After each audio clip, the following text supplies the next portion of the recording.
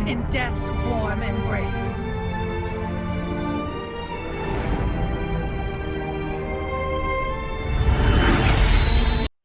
While it's not exactly a recent game, I am lagging behind it considerably. It was released on February 1st, 2 months behind it. There have been a lot of new games recently. Plus, this isn't really my job. I don't have a large channel anyways. I finally got around to finishing the main campaign of Granblue Fantasy Relink, as well as did a good amount of online co-op play and the grind, and I gotta say that overall, that I'm impressed and happy with the time I spent in the game, albeit a little disappointed in a few of the aspects, such as the amount of available content and how they extend the playtime that you will be in it. This sort of grind fest is not really my cup of tea when it's not an MMO, because it is a different kind of grind. But with that, let's dive into a brief review and my impressions of Cygames' latest titles. Is it Cygames or is it CY Games? Is it Kai Games? I don't know. Their latest title, Granblue Fantasy Relink. Primeval dragon, child of darkness and flames. You can't!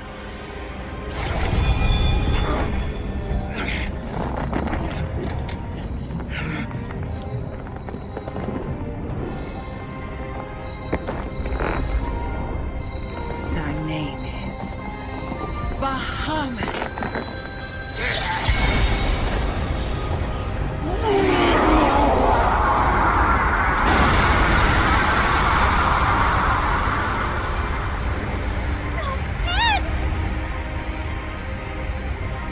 Eat! My handsome little boy! Spread your wings and burn it all to ashes!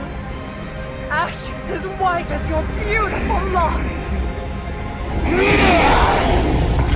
Perhaps it will be the cycle. You will heed me! Make your mother proud! I have to say, Granblue Fantasy Relink is one of the best looking games that I've been fortunate to play, for the most part. It's obviously stylized as an anime, which, changes the bar and expectations a bit. But in the cutscenes, this is one of the most beautiful games that I've had the pleasure of playing over the last few years. Lighting, shading, colors, various details on the characters such as the wind, the character designs themselves, and locations are all just fantastic. Outside of cutscenes, when you're playing and running around the locations or the cities, the game looks good and it runs great because of it. Environments, for the most part, look good and are varied with different color palettes, overall design, and enemy design. These different biomes hold unique enemies to fight which are stuck in those regions. The best looking part of the gameplay moments are the character designs as well as their skills and animations. Ultimately, the burst and various burst stages that you can do, culminating in the full team burst, which is just an over-the-top anime attack at its finest. Finally, the various boss designs are great, albeit a little limited in scope. The few we do have are wonderful and unique, but that's one of the few issues that I have with the game, is just overall there is not a lot outside of the grindiness. Gameplay is where it's a bit all over the place from. The moment-to-moment combat is fun. Managing which skills you have equipped on your character to utilize around your basic attack and special attacking function of your character is fun. Are you going to rely more heavily on your standard attacks and augment your skills that are buffs and debuffs and heals? Or are you going to use more heavily on high damage skills and cooldown reduction to get there? That's up to you. Each character has two main skill trees, offensive and defensive, which have a ton of random passive options as well as skill options to unlock within. On top of that, you also have the ability to level up each weapon with some skill nodes. Each weapon can go up to a maximum of level 150, and once you hit 150, you unlock all of them. And these are basic things such as extra XP, extra HP, extra damage, stuff like that. Few characters feel similar in skill or scope, though none look alike, and that's great, they're all very unique. Though balancing can be an issue here, there are clear frontrunners for best characters and by far some much worse options, though ultimately just play what's fun for you. This isn't an MMO grindfest where there's a meta. Missions can often get repetitive, Think of how Monster Hunter plays. You'll be doing the same missions over and over, just on higher difficulties. You'll be defending this object in this map. You'll be surviving against waves of enemies. You'll be fighting a boss. You'll be running through a location. It's very same. But this is how you farm materials to upgrade your weapons and farm new weapons in some cases. Hopefully, new content will be added, as the game is now stuck at kind of like a low content level loop you see with early live service games, as the campaign itself wasn't very long. Fortunately, the gameplay is fun.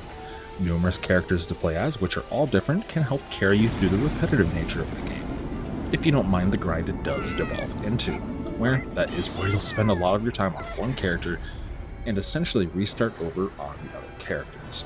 There are also other things called Fate episodes, which are mostly just talked over cutscenes for each character.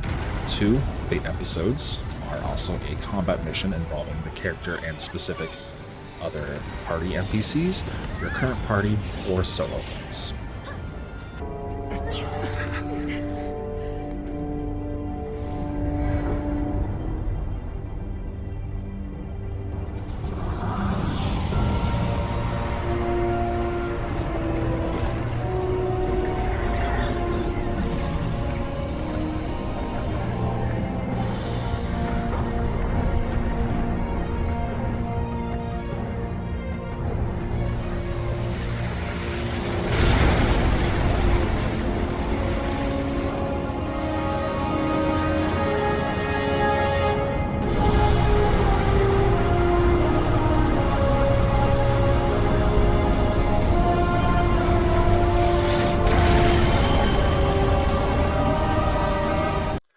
Now, this is a rather short look at Granblue Fantasy Relink, but I am a busy man. Dragon's Dogma 2 is currently eating up my time, so that's why I haven't gotten to it now, even though I did finish what I wanted to go over and review with Granblue Fantasy quite a while ago. Just never got around to putting it together or recording everything for it, comment-wise at least. But it's interesting. Did I enjoy it, the game? Yeah, I enjoyed Fantasy Relink quite a bit. The game is visually stunning at times. The game looks good during the gameplay. It's fun. Did I think I enjoyed it for the $70 price tag? Probably not. However, that's due to the sort of grinding nature of the game, not to my liking. That's not why I like Monster Hunter. I don't like that grind like other people do. It's not like an MMO grind where I run content to get a piece of gear that just is infinitely better. It's just you're farming materials, you're farming a chance to get those materials to upgrade your weapons. If you want a game where you find joy in that sort of grind, particularly like the Monster Hunter grind, though only with various weapons across all of the characters, since you're also farming your skill points to use on other characters, you'll probably enjoy Relink if you want to shake up a little bit. If not, but you do want a fun co-op game you can play with friends, go through the campaign missions co-op on your own time, or grind alongside them, I would say look for A Sail. It's definitely fun in 4-player co-op where everyone can specialize in a different character. For me, however, Granblue was definitely carried by its visuals, but the gameplay is great until you get into that grind. Like I said, that grind is just not for me. Overall, that was a really quick look at Granblue Fantasy Relink for me. I would say if you like that grind, get it. It's worth it. It's worth the price at that time. Going through slightly harder and harder content to level up your character's weapons and unlock all the skills. If you want a fun co-op game, that's also available doing the same thing, but you're still just going to be kind of grinding through the content. Otherwise, I would say definitely just kind of wait for A Sale. It's definitely worth it at a discounted price, though, I think.